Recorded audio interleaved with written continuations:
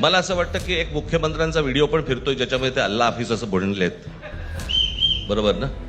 तर या गोष्टी तरी सांगू नयेत. जो व्हिडिओ त्यांनी व्हायरल केला हे त्यांना ही माहिती नाही की जागा कुठली आहे. नागपूरमध्ये त्या ठिकाणी मुस्लिमांपेक्षा हिंदू जास्त जातात आणि हिंदूंची चादर त्या ठिकाणी चालते. पण मी कधीच मुस्लिमांच्या कार्यक्रमाला जाणार नाही असं म्हटलंच नाही. मी यापूर्वी गेलो आणि पुढेही जाईल. प्रश्न हा आहे की ते ज्यांच्यासोबत बसलेले आहेत त्यांच्या तोंडून वंदे मातरम म्हणून दाखवा ना. हा माझा सवाल आहे त्यांना की ज्यांचं लांगुल चालन करतायत, ज्यांचे जोडे घेऊन डोक्यावर चालतायत, एकदा त्यांना बाकी काहीच माझी माफक एवढी अपेक्षा आहे की त्यांनी वंदे मातरम म्हणावं. एक गोष्ट स्पष्टपणे सांगतो, अख्ख्या दुनियेला माहिती आहे देवेंद्र फडणवीस पैदाच हिंदुत्ववादी झाला, हिंदुत्वातच मरेल.